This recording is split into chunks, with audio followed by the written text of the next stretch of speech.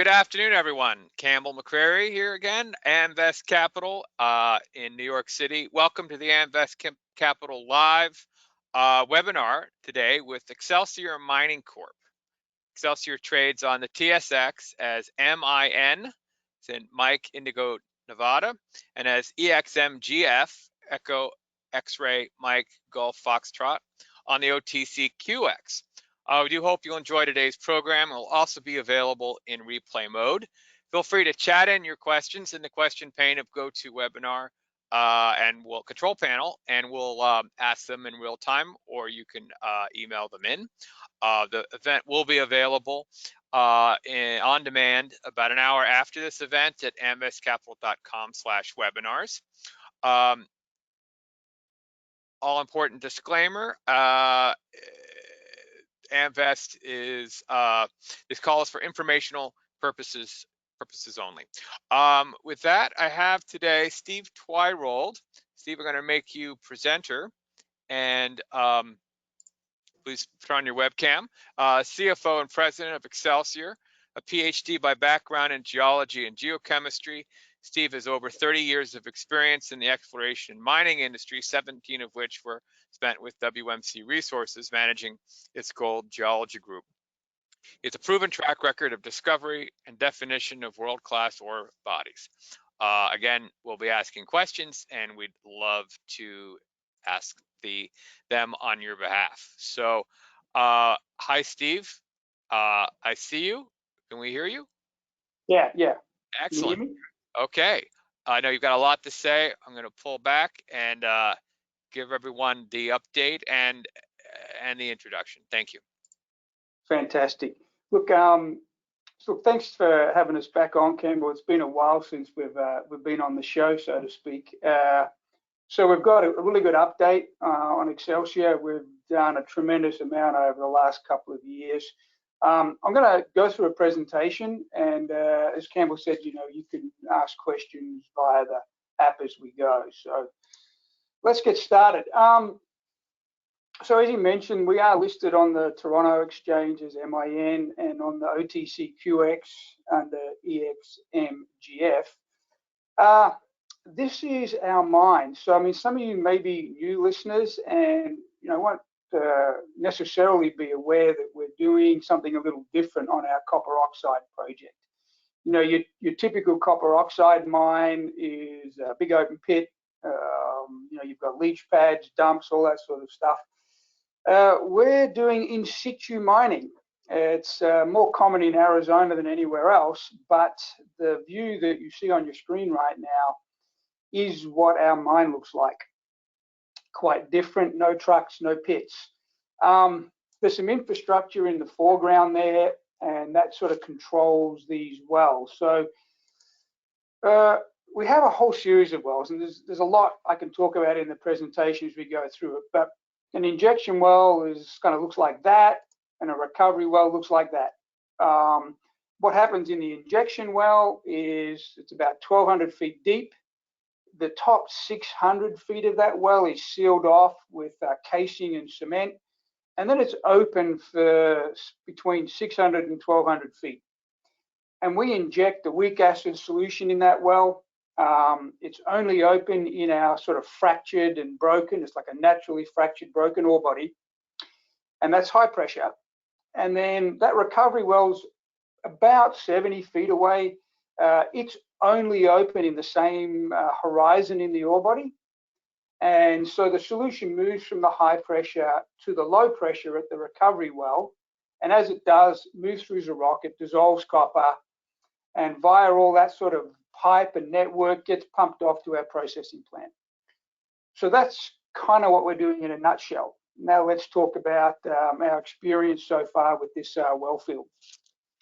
So we are a publicly traded company. There's a lot of information on our website. I will be making forward-looking statements, so it's probably worth getting on there and reading the disclaimer yourself, but I won't go through that fully right now. So the product, we produce pure copper, 99.999% pure copper. And the photograph you see there is sheets of what we call cathode. that's piled up for sale. I don't know if you can see it behind me, but I have a sheet here of cathode. They weigh about 100 pounds. And we produced the first cathode in 2020. And we intend to eventually get this project up to around about 125 million pounds of copper per year. So we're not there yet. We're sort of ramping up to 25 million pound, about a fifth of that big number. But our ultimate goal is the 125. We're located in Arizona. I'm sitting here in sunny Phoenix. All our staff and personnel are here in Phoenix. And as I said, we're doing in situ copper. So what that means is low cost, and it is absolutely, without a doubt, the world's most environmentally friendly copper project. All complements of in situ. So this is like a nice shot of the sort of general layout of our plant and infrastructure. We call the mining site, well, sorry, we call the processing site of it Johnson Camp, or the Johnson Camp mine, and it's a solvent extraction electrowinning plant.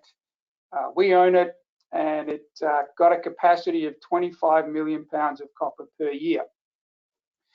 In the foreground there, these are the acid tanks. They supply the weak acid solution to the wellfield to dissolve the copper. In the middle there, there's these long sheds. That's the solvent extraction plant. In the background, that's the EW. It stands for electrowinning. That's where we make the pure copper cathode. Our wellfield, which was that first photo, the intro photo, it's about 1.5 miles to the south. And we pump the solutions along these pipes. You can hardly see them, but there's a couple of pipes. The solution pumps into these ponds. The ponds are connected to that plant, and we make stuff like this. So we are America's newest copper producer. Quite proud of that.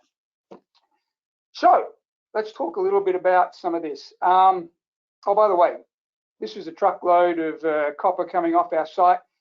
It doesn't look like much on the truck, but that truck is loaded with the maximum possible weight it can carry. So copper weighs a lot. You can't get much on a truck. But that's a bunch of copper sheets heading off to Tucson for sale. So in situ copper, well, like it is different, and you need some unique geology. Essentially, you need fractured and broken rock because you need to be able to move solution through it. So that's a good photo of our core and some of that fractured rock. The green stuff is the copper minerals that we dissolve. You also need to be below the water table. That happens in Arizona more than anywhere else in the world. So you don't see sort of in situ copper in Australia, or at least very rare in Australia, or Chile or other places. And the solutions, we control their movement by differential pumping or differential pressure, like I said in that opening slide. And the photograph here on the bottom, so that is a uranium in situ mine in Nebraska. The purpose of the slide is, like, all of those little white dots you see, that's a little plastic cover over a wellhead, like the wellheads we showed in our first photograph. So they're injecting a solution, they're dissolving uranium, they're making sure the uranium doesn't leave their site to contaminate anything. And all of that's happening in basically a paddock or a green field with agriculture right next to us. It is a very well-established, simple way to mine, environmentally friendly. So what we're doing is not common. There are very few in situ copper mines around the world. There's been a few in Arizona in the past, and there's one that's just been through a pilot study. What that means is we're on a steep learning curve, and we've got to build the knowledge. Like, we can't just go and buy the knowledge on how to do in situ copper mining. If we're doing an open pit, we could go and get an open pit engineer. So although we do have a lot of people from the uranium industry working for us, the chemistry is different, the rock type's different, some of the other things are different. So we've got to build that knowledge as we go. And of course, we encounter issues from time to time, challenges from time to time, because we're in ramp-up mode today. The Wellfield was only started just several months ago, and we're slowly circulating solutions through the rock to build up that copper. What's good, though, is we've got a superb management team. I mean, we have been very successful at identifying and solving problems, and I'll talk a little bit about that. So one of the problems we first encountered was precipitates blocking our pumps. So in the foreground in that photo, that's one of the pumps that we pulled out of a well. So these pumps are located about 800 feet below surface, below the water table, if you like. And what was happening is it's like a copper hydroxide. It's the bluey colored stuff. There's a little bit of gypsum. There can be some iron hydroxide. It was precipitating like a scale around our pump screens and preventing us from pumping the solution out of the ground. You know, you can see, in fact, that the whole pump screen was sort of concaved in. It was so packed with stuff that it sucked the pump screen in. So obviously not a good thing. It wasn't just blocking the pump screen. This is one of our stainless steel pumps. So, like, to put you in scale here, that's about a 6-inch diameter, and the whole pump, motor and pump, is about 12 foot long. So it's a fairly big thing. And normally it's a shiny stainless steel, but the copper was forming as a scale around the stainless steel, and it was insulating it and causing the pump to overheat. We have to keep solution moving past the pump in contact with the stainless steel housing around the motor to keep the pump cool. This little bit of scale that was forming, it's only a millimeter or so thick, was sufficient to cause our pumps to overheat. What we found out was this stuff, this blue precipitate and scale, and sometimes it's a ready iron oxide and some other precipitates, they redissolve if we get them in some acid. So in the recovery well, the acid has to move from the injection through the ground until it gets to the recovery well. And there was not enough acid in the recovery well to keep that stuff in solution, so it reprecipitated. If we get acid in that recovery well, we can dissolve that precipitate. So we did a remodification, if you like, or a modification of our wellheads. So on the left there, that's what an injection or recovery well used to look like. There was just one pipe going in. This may be injection, or it may be recovery. After, on the right, we added about a 12-inch section of wellhead, and we set it up so each well could do injection or recovery. So the neat thing about that is that if this was operating in recovery mode and the precipitate started forming around our pump and it was reducing the flow rate, we would literally just turn the top valve off, turn the valve off over at the header house, open up the injection valve, reverse the flow and put some fresh acid down that well to dissolve all of that blue material, cleaned up the pump, and like we reversed that flow for, you know, maybe 4 hours, maybe 12 hours, depending on the circumstance. Once we've been at it for a few hours, we turn the injection off, we shut this valve, we open up the recovery valve, we flick a switch to turn the pump on, and the well's back in service. We call that back flushing. We back flush our recovery wells with acid to dissolve the precipitate. And it was a very successful solution to the problem. We don't have this problem anymore with wells not recovering properly because we can back flush with acid. So that reversible wellfield, it didn't just solve the problem of the precipitate, it also gave us a massive amount of flexibility. So this is an aerial shot of the wellfield. It's about 400 feet by 400 feet square. There's 41 production wells in that square. All those little black lines go out to a injection or recovery well. And to put you on scale, like that's like a postage stamp on our ore body. Our ore body is like over 8,000 feet long, over 3,000 feet wide. So there's just a very small area that we've started the production wellfield in close to the center of the ore body. And so when we started this up, we had injection wells, that's like the orange circles, and we had recovery wells. And we call that like a 5-spot pattern. So if you look in the center there, that blue recovery well is surrounded on the 4 corners by injection wells. It looks like the 5-spot pattern on a dice. Recovery in the middle, injection around the outside. So a fairly typical setup for a wellfield. With the changes we've made, we can reverse that. So now we can do injection in the middle and recovery around the outside. So what that does for us is when we reverse the flow, it helps us keeping our recovery wells clean. It's not just a backflush, but also a reversal keeps them clean as well. So we can do other patterns. This is called a line drive. You notice now that there are injection wells all lined up in orange and recovery wells all lined up. We can do a different pattern. So in this pattern, we're injecting all in the center and we're recovering all around the outside. We've been trialing a few of these patterns. That's part of that learning process I'm talking about. And all of these different patterns are designed to sort of optimize ultimately, and we switch from one to the other, how we get this solution migrating through the rock most effectively.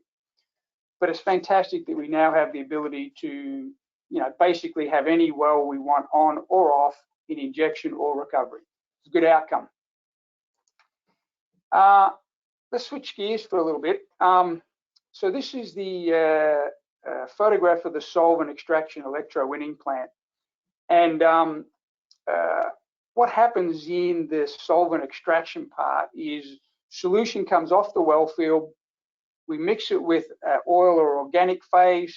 The organic phase has got a molecule in it that takes the copper out of solution, and then we process the organic phase. And I've got a little video. Let's hope it works. Let's play this. So what you'll see here is a top weir and a bottom weir. And on the top weir, that's the organic phase. And it's supposed to have pulled the copper out of the solution coming off the wellfield.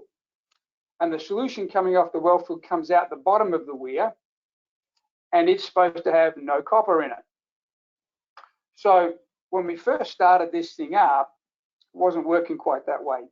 You'll notice that the solution that's coming off the wellfield, that's the liquid, the water phase, is a little green. It's green because it's still got some copper in it. And the organic phase that's supposed to have pulled the copper out was not pulling the copper out. So that caused us, it took us about a month to work out what was going on. What was happening was when we first drilled the wells in the wellfield, the drillers used like a polymer type drill mud to assist with the penetration of the drill through the rock. That's supposed to have been flushed out when they finished. Well, it wasn't all flushed out. And so when we started operation, the injection and recovery ended up flushing that drill mud out into our ponds, and that drill mud attached itself to the polymer in the organic phase and prevented the copper going into the organic. It prevented us extracting copper from the solution. We got some experts in, they assayed and analyzed the polymer. They worked out it was drill mud. They designed a chemical for us to dissolve the drill mud, and this problem is now gone. So it took us about a month to work it out. It took us about 3 months to fix it, and we no longer have the problem, and the SXEW plant is working perfectly now. It's extracting copper out of the solution extremely well. So another tick for our problem solving. All right. So let's talk about the latest problem we've got. CO2 gas. So this is about injection. It's not so much about recovery. When we inject the solution into the ground, it's a weak acid solution. It's reacting with some calcite in the ground, and it's making CO2 gas. And those gas bubbles can restrict the flow of the injection. Think of it like the same sort of gas bubbles that come out of a can of Coke or a can of pop. So the calcite, well, where is it? So this is a photograph of our drill core, of a sample. It's not that typical because there's a lot of calcite in this sample. The calcite is the big white blob, and you can see it's what we call secondary calcite. Secondary calcite formed at the same time as the copper, and it's limited to the fracture system. It's in the same fracture system where our solutions migrate from injection to recovery. Also in that fracture system is our copper. That's all the green stuff, you know, dark green, light green, bluey green, some of the black. That's all copper oxide mineralization. Trouble is, when the solution moves across this fracture surface, it's got acid in it, reacts with this calcite, makes little gas bubbles, and those gas bubbles inhibit the further injection, or at least they slow that injection rate down. We knew the calcite was there because we logged it in our drill core, and it's in our metallurgical tests, and it's in all of our metallurgical studies. And so the acid consumption related to that and the recovery curve related to that all assumes that calcite is there. What was not well modeled was the effect of the CO2 gas. Now, the neat thing is that when the acid goes through this rock, it likes to react and dissolve with the calcite first and the copper later. So this calcite is finite. Once that little white blob is dissolved out of this sample and gone, there is no more CO2. The issue we have is, well, we've got to get that flow rate up so we can dissolve that calcite out. So we, once we decided it was CO2 that was causing a problem, you know, we figured that water, if we injected it, would probably dissolve the CO2 and flush it out of the system. So this next slide is real data. It's from one of the wells that's in the middle of our ore body, or middle of that well field. It's called 7772A. I'll explain the graph a little bit. On the left-hand side, on the y-axis, that's flow rate in gallons per minute. And then on the x-axis, it's just time. So the grey part of the graph is recovery. So everywhere it's grey, the well was operating in recovery mode. You don't inject and recover at the same time. You do one or the other for every well. And it's kind of lumpy because we turn the pump up and down depending on what the well was doing next to us. This discussion is not about recovery. It's about injection. So this blue part of the graph, that's where we injected acid. And when we started injecting, we were injecting at around about 70 gallons a minute, which is a pretty good injection rate, but it declined. Over about a 2-week period, we went from 70 gallons a minute down to 40 gallons a minute. And that was because the CO2 was restricting the flow of that acid through the rock. So we put some water in, and what we noticed is that over about a 2-week period, the flow rate on the injection well went from 40 gallons a minute up to 80 gallons a minute. So clearly we flushed out the CO2 and we cleaned the well up. That's a good outcome.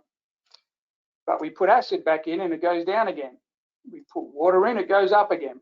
We put acid in, it goes down again. However, what you'll notice is that if we manage this properly, we manage how much water we put on and how much acid we put in after the water, we can generate on average a flow improvement. You can see there that at the end of that cycle, we're injecting over 100 gallons a minute of acid into the rock, whereas previously our low point was 30 to 40 gallons a minute. So this is a great outcome. It means that on this well, we've shown that we can use the water to flush out the CO2 and improve our flow rates. Problem is, when we put water in, we're not dissolving copper and we're not removing calcite. And the water that we put in dilutes the copper that we've already dissolved, and so it dilutes the copper grade coming off the well. When we switched back to recovery, the copper grade is a bit lower because it's got some water mixed with it. We just diluted it. So ultimately what that means is it's going to take us longer. So instead of being able to run the Wellfield at 100 gallons a minute, all on acid, and get rid of the calcite, which we thought was going to take several months, now we've got to cycle acid water, about 50-50. And it means it's going to take longer to dissolve the calcite, longer to get our flow rate back up, and it's going to take longer to generate the copper coming off the Wellfield on our ramp-up schedule. Our next steps is we've got to take what we learned from this well and put it into a operating plan. It's okay to do it on one well. We've got 40 wells. So we've got to get our infrastructure organized to be able to deliver this water or alternatives to water, because there are alternatives that we're looking at besides water to clean up the CO2, to get our flow rates up and our recovery up, or sorry, our injection up. So that's kind of the story with CO2. I'm going to switch gears a little bit because you're thinking, oh my gosh, in situ, what a nightmare. It's not. So there's another project, it's called Florence Copper. It's run by Seco, and they did a pilot test. They didn't have as many wells as what we had, but they did a very successful pilot test that ended in 2020. They had similar challenges during ramp up. They were also on a steep learning curve. It took them 12 months to reach their feasibility levels. It takes time, and you got to problem solve as you go. But they reached their feasibility levels in 12 months. So what does that look like for us? Well, this was the results of the feasibility study that we did, back in sort of 2017. I think we published that. So these are after tax, US dollars, and everything in the little browny orange color was done at 275 copper. We all know copper's around $4 right now. So at $275 copper price, the net present value was $730 million. That's a massive amount of value that's sitting in the ground. So our plan has always been to start small, 25 million pound per annum, ramp that up, and use that knowledge and all the information we gained from that expansion or that ramp up, redo the feasibility study, and expand this thing out to somewhere in the order of 125 million pound per year. So there's a massive amount of value in this project, and we're just at the very, very start of it right now. I'm going to talk a little bit about Wellfield expansion because I've had lots of questions about that. So this is another photo of the Wellfield. This is the infrastructure that controls the injection and recovery wells. It's a construction photo, but it kind of looks similar today. And if I look at that in plan view, that little bit of infrastructure you saw that controls the wells in that orange ellipse, and that operates 1/4 of the Wellfield as built, and we have another one on the northeast corner, the southeast corner, and the southwest corner. So if we just look at that northeast corner for a minute, when we go to expand our Wellfield, we can go and drill another 5 wells north of where the current Wellfield is. To drill a well, we just contract in a rig. They come out. It takes about 10 days to complete a well, somewhere in the order of $250,000 to $300,000. So we can drill 5 wells. We've got 2 rigs out there. It's several weeks' work. We pipe them in to the existing infrastructure. So that infrastructure, as built, has got capacity to take another 8 or 9 wells already built into it. So we just plumb them straight in, and that gives us another 2 5 spots. So 5 wells gives us 2 5 spots. We can go drill another 4 wells over here, plumb them into that infrastructure. That gives us another 2 5 spots. So for the sake of 9 wells, we just increased the volume of rock under leach by about 20%. We can drill another road to the north of that. We can drill east, west, south. We can drill 7 rows, 8 rows. It makes no difference. It's all like Lego blocks. We just drill them and plumb them in to the existing infrastructure. So anyway, awesome way to expand this well field. So nearly finished here. A graph of our share price over the last 12 months. So look, I mean, it's been disappointing. We all recognize it's been a little disappointing in the last couple of months. I think the point of the slide is we're at the early stages of ramp up. There's a massive amount of value in this company. We're going to solve these latest challenges we've got with CO2. We're going to ramp this up to our nameplate production. And when we do, we believe all that value is going to come to book. And that's the entire focus of the management team. So Greenstone, I'll just point out Greenstone, they own about 41% of the total shares in the company. They've been fantastic partners, and they participated in the last financing round we did just completed. So that's the story. I hope you got something out of that, and I'm happy to take questions. Sure, thank you. Are you ready? I'm ready if I can get my yeah. webinar.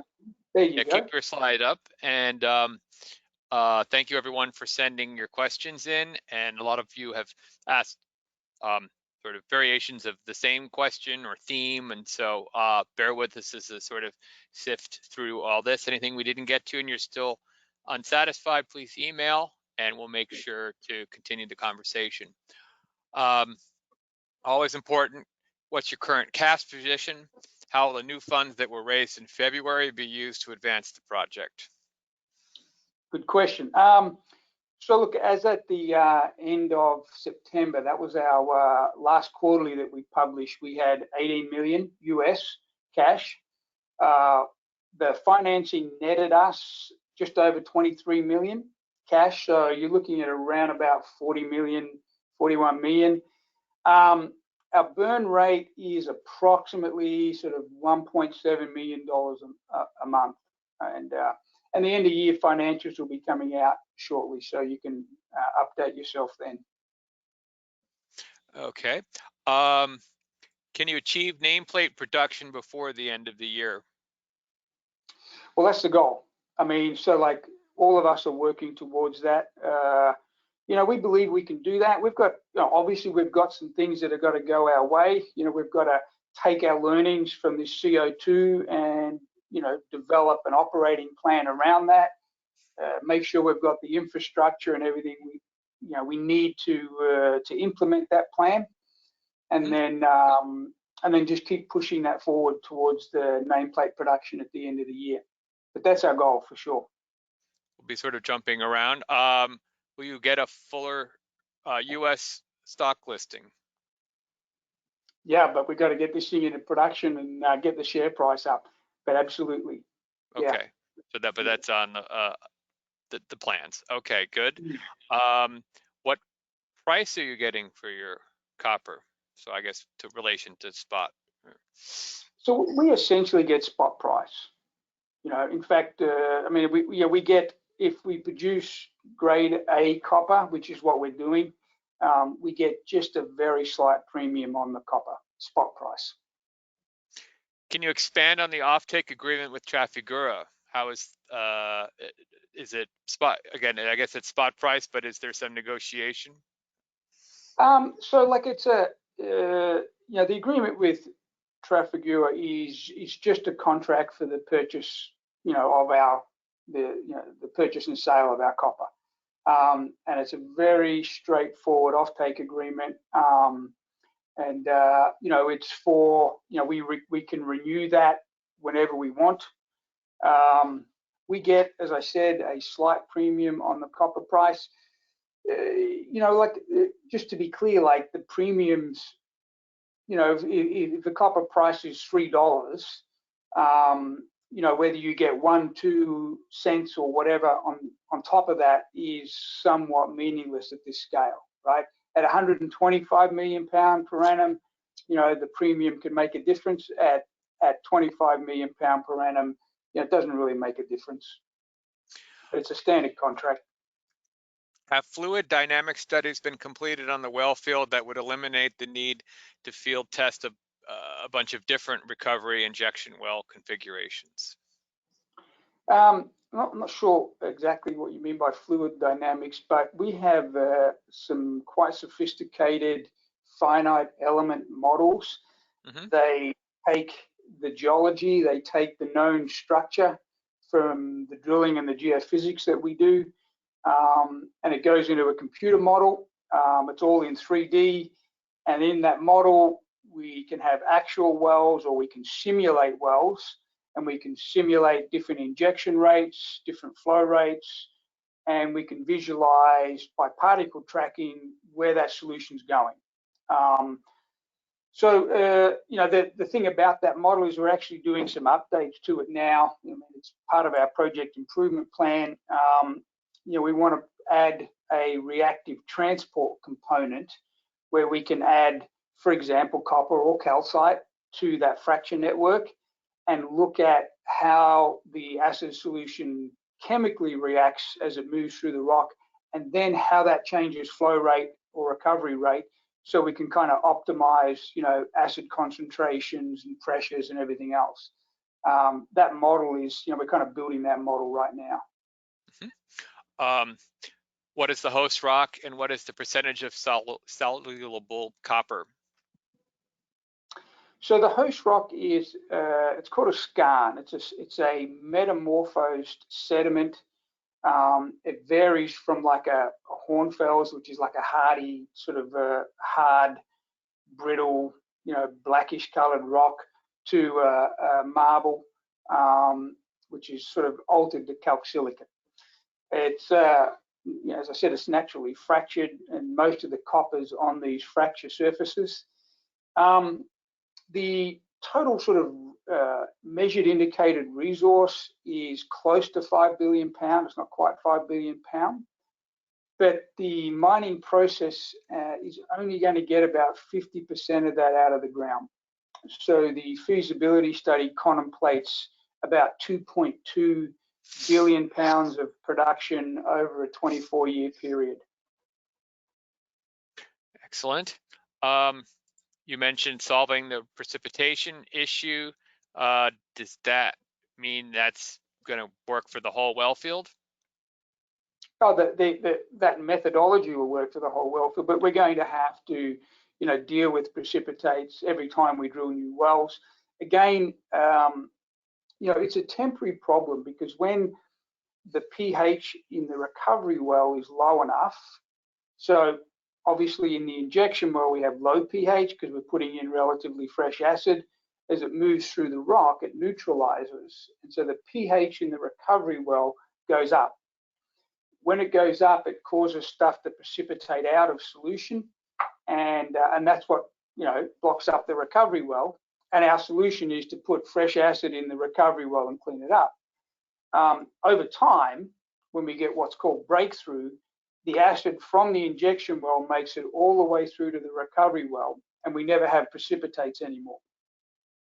But we're going to have to deal with that back flushing on every new well we drill, and it's an elegant solution, and it's not a problem. Okay. Water. Use a lot of water. Use more water. Are you allowed? Would you ever find yourself running out of water, or allowable use of water, especially in the summer?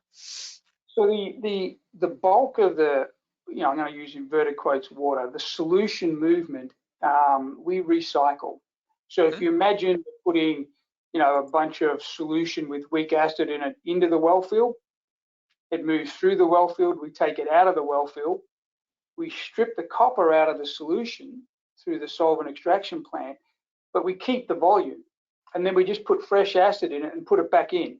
So that's like a closed loop system. So we use very, very, very little water on that closed loop system. Now, with this back flushing on the injection wells, we need fresh water for that. Well, fresh water works quite well. We're looking at some alternatives where we don't need fresh water. But if you did use fresh water, then you start to consume more water at that point.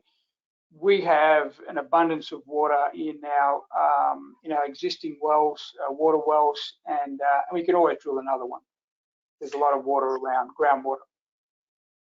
What percentage of the ore body is modeled to be calcite, and what effect does this have on acid consumption rates from the feasibility study? So there's calcite in all of the ore body. There's two types of calcite. Let me rephrase it. There's calcite and there's carbonate. So calcite is calcium carbonate. We have dolomite, which is an iron plus or minus magnesium carbonate. They're different. So the calcite tends to be in the fracture systems and limited to the fracture systems where the copper is. That's a problem for the CO2. The dolomite is in the host rock, and it never really sees any acid because it's deeper in the rock and it's not on the fracture surface. So, so the MET studies that we did, we took the core and the rock with the calcite on it, and we ran acid over it, and we measured our acid consumption and our copper recovery. And what we noticed is we had a very high acid consumption at the start. Whilst we dissolved the calcite out, once it was gone, then the copper recovery picked up. So that model is the feasibility study model. All of that data goes into the feasibility study. It's going to be the same, except it's going to take longer to get that calcite out. I'm not sure. Okay. Going back to the CO2 emissions, is there any possibility that it might not be solved? And if you had to go back, really make some different assumptions, would that affect feasibility, recovery rates, or this is totally solvable? Yeah, we don't see a situation where it's not going to be solvable. I mean, it's time, but we've just demonstrated clearly that a well that's declined on CO2, we put fresh water in, or some alternatives we're looking at, and we restore the flow. We put acid back in, and eventually the calcite's gone. So we think it's ultimately solvable. Okay. Sure. Are there any permits or temporary permits or bridge permits that you'll need in the meantime? No, we're fully permitted for what we need to do. No problem. When do you expect to get to 25 million pounds a year? So, I mean, we're still aiming for the end of the year. Like I said, a few things have got to go our way to achieve that, which is, roll out this sort of solution, this methodology to all of the wells, and get our infrastructure right, the water volumes right. The unknown is, like, how many times do we have to flush before it's gone? So, we don't know that yet. So an individual well, the calcite might be gone after 4 or 5 flushes. Maybe other wells are 10 flushes. So there's some sort of uncertainty there. But sort of we're optimistic that we can get the calcite out of there, over the next several months, and then start the proper ramp up to production for the meeting that nameplate by close to the end of the year. How would you characterize Greenstone's thoughts on the project? And one person did notice a dilution from 50 to 41.5. Yeah, so Greenstone have been very consistent. Like, I first met them in 2014. When I met them, they said, we're going to put aside around $50 million for you guys, and we're going to see that you guys get into production. And so they've been pretty consistent at that. Frankly, part of it was about, them also making room for new investors, new institutional investors. So the financing was well subscribed, and so Greenstone said, look, we'll just take a small position, and they're happy to do that. and they'll dilute down a little bit. I mean, at Okay. 41%, a major shareholder, of course. Has the Wellfield optimization program increased the all-in sustaining cost of $1.33 a pound? Wow. Yeah, look, I don't see, like, so for example, the sort of infrastructure changes we made to backflush the wells with acid, the recovery wells with acid. You know, that modification to the wellhead that you saw in the photo, that costs like $10,000 or $15,000 per well. You know, it's not a huge impact.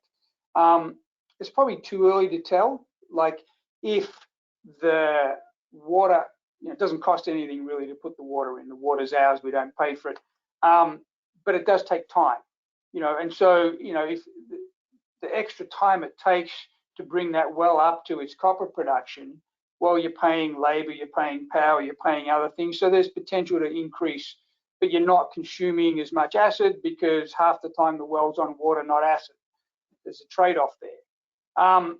So we don't expect any sort of, you know, really major changes or substantial changes, but there probably will be some, and, you know, we can't really predict that until we've finished ramping up.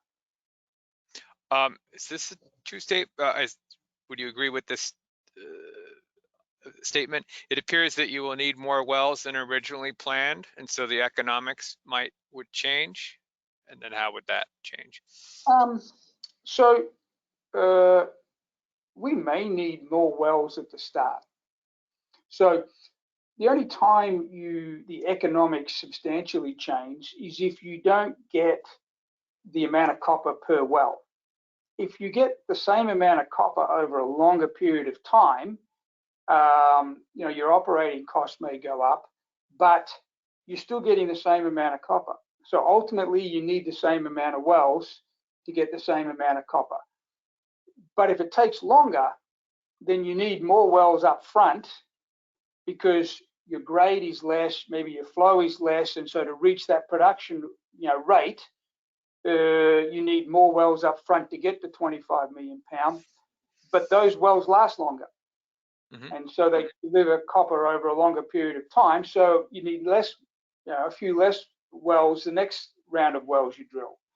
So, you know, the only time that you need, you know, ultimately more wells, like a total absolute number of extra wells than the feasibility study, is if you're not getting the modeled amount of copper over whatever period of time per well.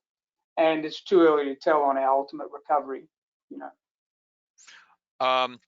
How has the retrofit and upgrades to the Wellfield impacted the capex per pound? Well, it hasn't really at this point, no, because that retrofit, as I said, was, you know, small bickies, like $15,000 a well. You know, there's 40 odd wells. I can't do the math in my head, but it's not substantial. All right. Concerns about acid availability. No, it's like it was definitely an issue in 2020. You know, related to COVID, there was a period of time there where you could not get acid, and that part of the reason we instigated that care and maintenance program. 2021 looks fine. You know, we've been able to get all the acid that we need for the rest of the year at a good price, so we don't see that issue going forward. When do you think the next truckload is going to be ready for market? And how much have you produced to date? Well, we haven't really disclosed that information. So I think we did disclose it in one press release. Maybe there was 90,000 pounds, I think we said in that one. The next truckload is probably going to go out in about a week or two. So we're constantly producing copper. We're not producing as much copper as what we thought we'd be doing because we're diluting that PLS grade and our flow rates aren't as high as what we would like them to be because of the CO2 blocking. All right. Will the CO2 issue or any other issues result in some of the reserve becoming not mineable? No, I don't see that occurring.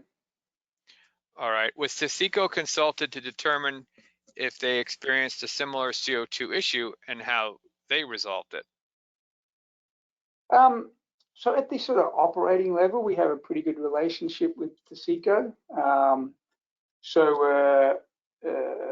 fact, we have some of them potentially coming out. Well, not them, but some of their engineers coming out to our site to look at the way we reconfigured our Wellfield. To see if they've got some ideas on their construction phase and their feasibility phase. They're going to be, at least they want to be constructing their production Wellfield sometime this year, and so we're happy to help them in any way we can on looking at our design and what we do well. And at the same time, when we had some of the early issues, we spoke to them and they said they had similar issues. They told us how they solved them. And so we went about engineering a solution similar to theirs to get around the same sort of issues. Has the EW plant had any problems or issues? No, the first couple of loads of cathode weren't 5.9s. They were below that. It was because we had a little bit of oxidation on the stainless steel cathode sheets because they'd been sitting around unused for a while. We figured that would go away, and the last assays we did were definitely 5.9s. No other problems with the EW. Is there any, or can you expand on exploration potential? Are there any plans to drill exploration wells anywhere on the property this year? Yeah, look, that's a good point. So, we don't market ourselves as an exploration company. It really is about us ramping this up to the production levels that we want to get to. That said, for the first time in history, one owner, Excelsior, controls the whole Co2 mining district. That hasn't happened before. And what we did over the period of time when we were on care and maintenance there, we had geologists and engineers and staff, not fully engaged in production activities. So we turned them to putting some of that data and information together on the exploration potential. Our view is we've got fantastic exploration potential on the project. We're going to be putting updating some information on our website over time on that. But, there are magnetic and geophysical anomalies that haven't been drilled. There's, deposits that sit that haven't seen exploration since the 50s or the 70s. So, we own essentially an entire mining camp. And as I said, the first time it's in one ownership. So the brownfields potential on that is superb. How many years will a well run for after the CO2 has been flushed?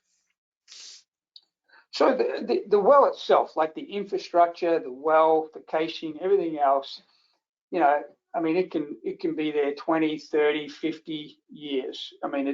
It's permanent until we decide to, remediate it on closure. So if the question is how long do we think a well is going to be productive, producing copper, it's in the order of sort of 3 to 5 years. We initially had sort of 2 to 4 years. I think the ramp up's going to be slower because we've got to go more slowly on that CO2 issue.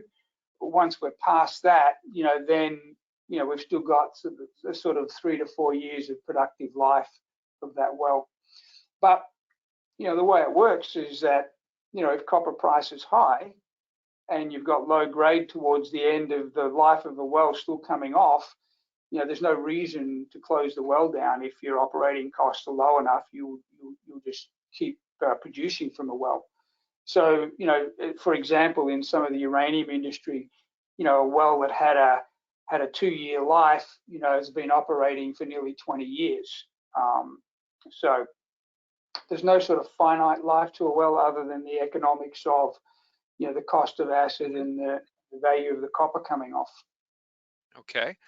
Would you characterize your optimization efforts on these points today as pioneering, or this is all just in a day's work in this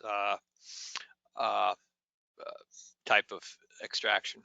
It's a good question. To a layman, this looks Yeah, fabulous. So can you bring this down to your world for us? Yeah, it's not pioneering. I mean, the things that we're proud of are that when we get a problem initially, we don't really know what's going on. We didn't really know why that flow rate was declining on the recovery well, or why it was declining on the injection well. So we've been very good at identifying the problem, and then looking at what could be causing it, and then looking at how we can solve that problem. It's not pioneering, it's just good engineering, good science, good metallurgy, good hydrology. There's nothing really special about it. The reconfigured injection recovery wellhead, there's some very elegant pipe work in that our guys did, but it's not rocket science. They worked out how to put injection and recovery into a well by just drilling some holes and adding some extra pipes and valves and meters. I mean, the real sciencey part is coming as we try to model more extensively what's going on, so that we can, potentially improve the rate that we can get this thing up to the nameplate production. And that's sort of geochemical, hydrological, geophysical modeling, that sort of work. It's not pioneering again, it's off-the-shelf technology, just applying that to our circumstance. I'm going to pass this over for Stu for some of his questions. Yeah, thanks for the presentations, Steve. So I guess some of this has been touched on in the presentation and the Q&A, but ISR is obviously well understood in uranium, and you mentioned the Florence deposit. So curious, do you have the same rock matrix, matrix rock as Florence, and what would be some of the key differences, or to the uranium operations? Yeah, so in the uranium space in the US, they don't use, or typically they don't use sulfuric acid or weak acid. They use an alkali solution, and they use an oxidizer. There is one uranium project in the US that is converting their operation to an acid base. If you look elsewhere, like Australia and Kazakhstan, uranium industry uses acid quite extensively, sulfuric acid. They often use it in sandstones and rocks that have a fair bit of carbonate in them. And so we've had some good, discussions with the Urano guys on their projects in Kazakhstan that have, similar amounts of calcite. So the difference between us and Florence, so we're a skarn. They are like a granite or a granite diorite. They have overall less acid consumption because of their rock type. So our acid consumption is about twice what theirs is. The sort of fracture intensity, the flow rates appear quite equivalent. If you look at their data and our data, what's called hydraulic conductivity, if you like, is very similar. The sort of well construction is a little different. We tend to use an open well. They use a closed well, with screen and gravel packs and things like that. In some circumstances, our well design has advantages. In others, theirs has advantages. If you just at the 30,000 foot level, their in situ project is not a lot different than our in situ project. Our acid consumption's higher, but we tend to have more ore per well. fracture intensity and the whole process is very similar. Yeah, and how would you compare kind of like the chemical reagents component of like the operating costs at your deposit versus that deposit, roughly? So on the acid side of the equation, if we use twice the acid, then our costs are twice as high for that product. On average, we use about 9 to 10 pound of acid for every pound of copper we produce. So, depending on the acid price, it's around about somewhere between 40 and 60 cents a pound of copper for the acid alone. So to buy the acid and consume the acid, it can cost us around 40 or 50 cents for every pound of copper we produce. It's just the acid cost. Theirs is probably half that. Gotcha. Thanks. And then, how well is your understanding of like the dispersion at your deposit, and how does it vary in terms of grade and minerality across the deposit matrix? You mean the how well are we moving the solution through the rock, or do you mean what's our grade like across the deposit? I guess probably both. Yeah. So the inferred, well, it's mostly measured indicated resource. We have a high grade core. It probably represents about, when I say high grade core, it's not really a core. It represents probably 60 or 70% of our mineralization total is in this high grade core. The acid soluble grades in that, are kind of running around sort of 0.3% acid soluble copper.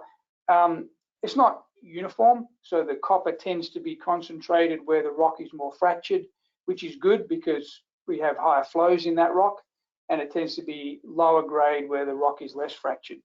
I don't know necessarily how that compares to the Florence project. And then, the other question, which is like, how well are we moving the solution through that little wellfield that we're operating right now? We're not moving it as well as what we would like because, flow rates aren't as high as what we like because, the CO2 is kind of blocking some of those pathways. So when we, get rid of the CO2, those pathways will be open for the solution to flow through. Okay, thanks for that. And on like the expansion, what would be the CapEx estimate for any expansion plans in the future? Mm-hmm. So the feasibility contemplated 2 stages of expansion, so called stage 2 and stage 3. We're in stage 1 right now. So to go from where we are to stage 2, which was 75 million pound per annum, was around about 145 million US on that expansion. And then to go from the 75 to the 125 was going to be about an additional 200 million. Well, actually, no, sorry, about 180 million. If you did the whole lot in one go, it's in the order of 230, 250 million. Will get you from 25 to the 125. Thanks.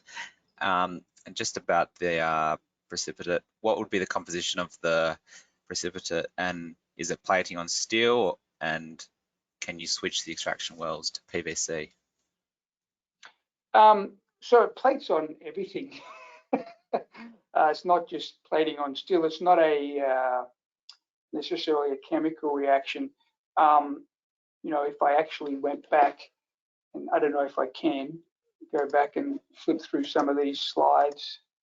Sorry if this is taking, well, actually, this is going to take a while. Let me end the show. Oof, go back to the slide I want. You probably didn't notice it, but in this photograph here, I'm hoping we can see it. You can see that and change that display. Yeah. So look at the pipes in the background. So those pipes are all coated with blue. There's precipitates all the way up, and those pipes are made of like a fiberglass reinforced plastic. You know, this stuff was coating anything. It was just coming out of solution. So it's not a redox reaction that's causing it to precipitate out. It's just that it's so saturated in solution that it just can't stay in solution any longer. And you know, it's like a scale that occurs on your bathroom taps or something. We did a lot of work on this. We took samples of it. We got it analyzed, XRD, XRF. You know, this stuff was mostly copper hydroxide. There's sometimes some gypsum in there with it. We've seen some brown, red iron hydroxides coating pumps. You know, that dissolves as well with the acid flush. You know, the bottom line is the acid backflush just dissolves and solves the problem. Yeah, okay. On the timing between injection and production, how long did it take from the first injection and then the production of the first cathode?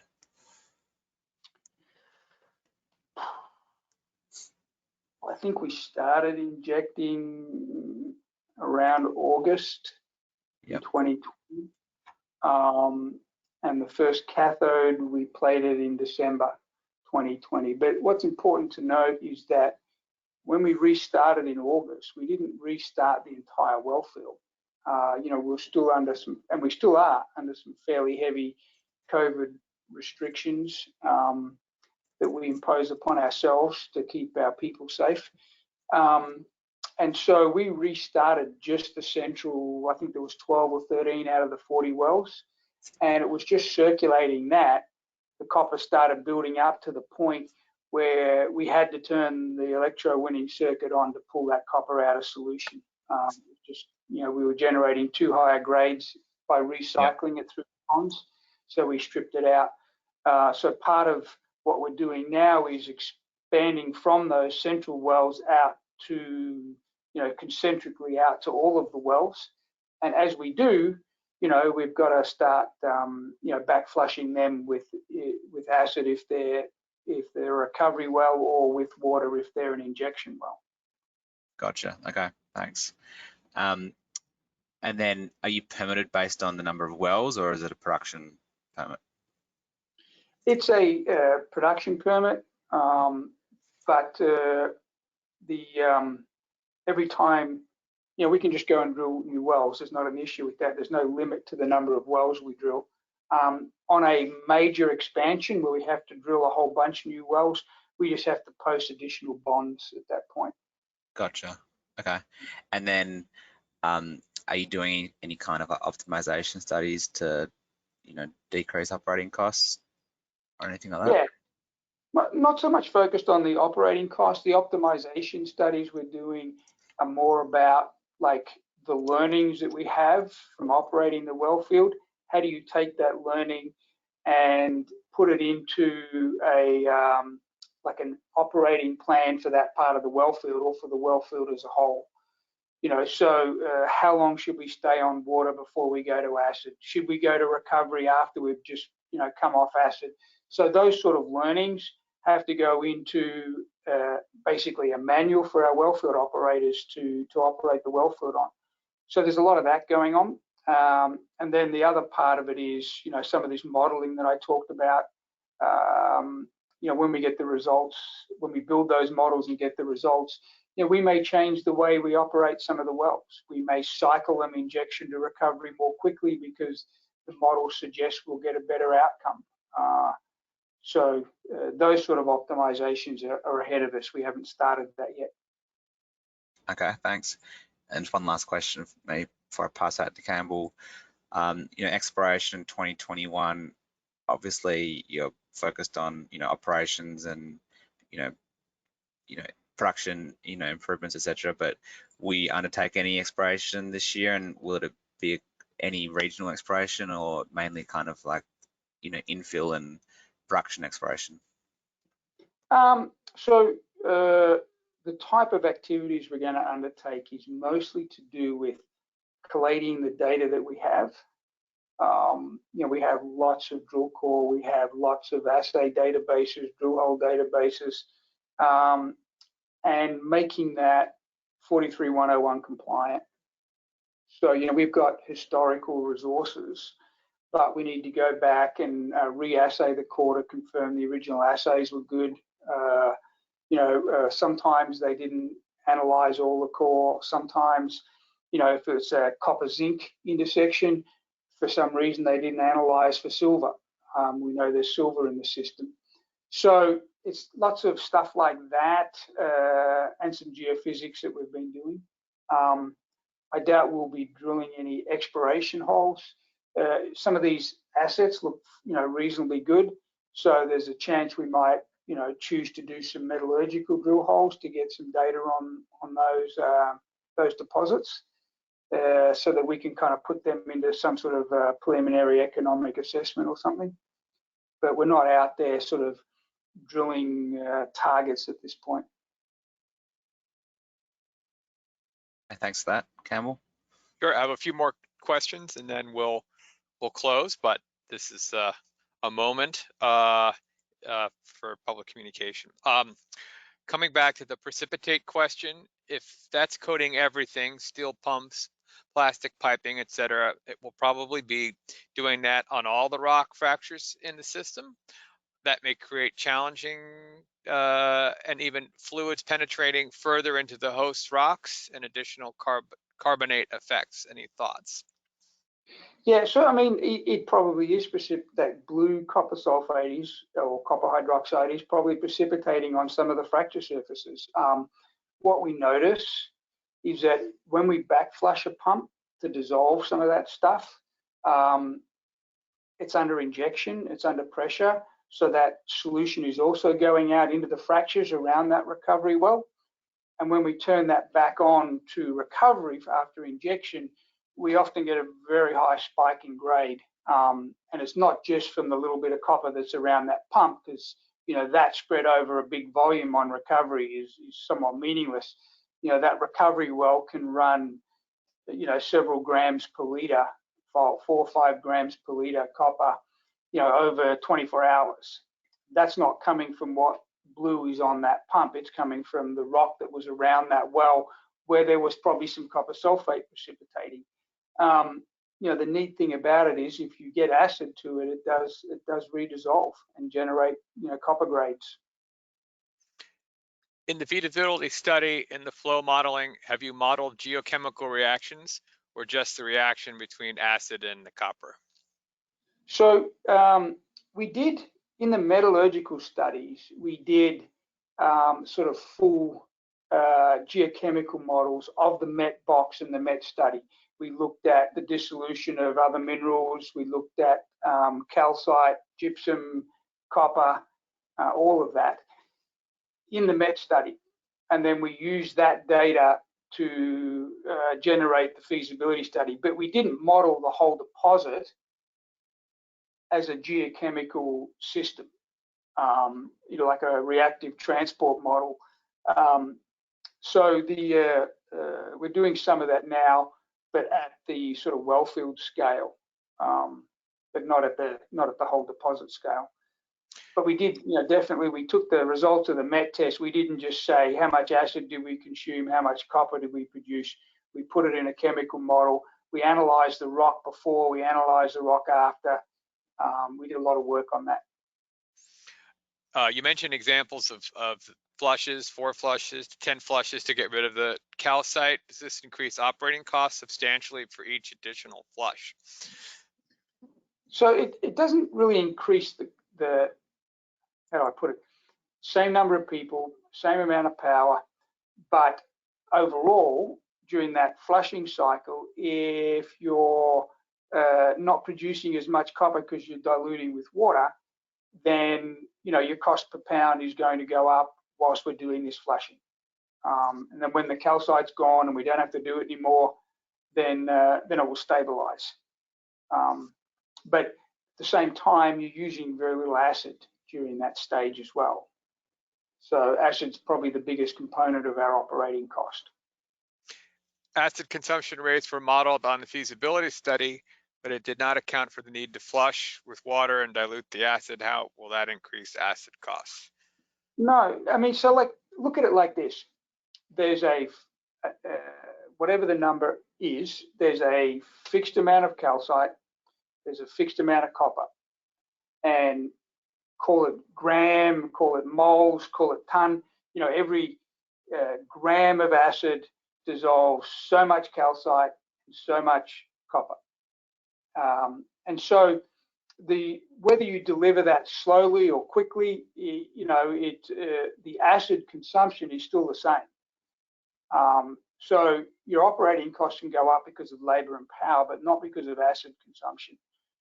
You know, so for example, if I'm cycling between water and acid, and I'm using acid at 10 gram per litre, and it's half of it is on acid and half of the time is on water, then over that period of time, I'm averaging 5 gram per litre,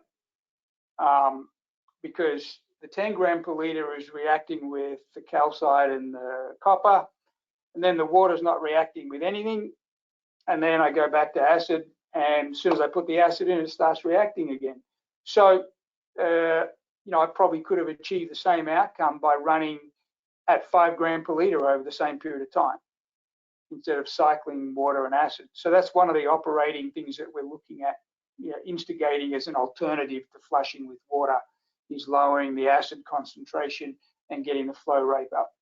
But anyway, look, that was a long answer. Short answer, the acid consumption isn't really going to change, but whilst we're flushing, our operating costs are slightly higher because we have the fixed labor and, you know, to some extent, the fixed power.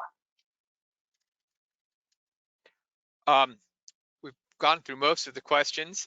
Feel free to reach out to me or to Excelsior for further questions and clarifications or concerns. We're almost at an hour and a half and never go past an hour. So not everyone's going to be, there will be someone who's disappointed somewhere. But this has, I think, been a great communique, and the replay will be available in about an hour at amvestcapital.com/webinars.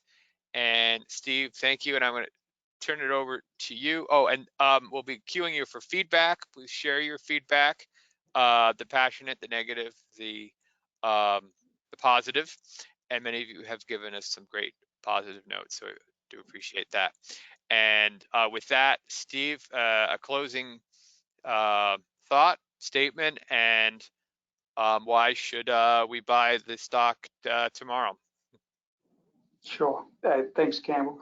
Well, I mean, first of all, this has been a good opportunity for us to talk about, you know, what we've been through in 2020 and, you know, what 2021 is going to look like. You know, we don't want people to lose sight of the fact that we're sitting on a fantastic asset here, huge amount of copper, and this is early stages. And so, you know, as we work through some of these challenges and ramp this up to our production, you know, our nameplate production rate, we expect to see value created. You know, there's a lot of pent-up value, I believe, in the asset and in the company. And so long as we continue to like solve these problems and generate sort of realistic operating plans going forward, then we're going to release that value. That's what it's about. And so, you know, I think it's a buying opportunity right now, because of the fact that we haven't really moved with our peers, because we're in this ramp up stage. Excellent. Thank you, everyone. And I guess further questions, info@excelsiormining.com. And feel free to CC me, and we'll make sure you get your answer. Thank you, everyone, and good luck to Steve, to you and your team. Thank you. Thanks for your time. All right. Bye now. Thanks. Bye. Bye.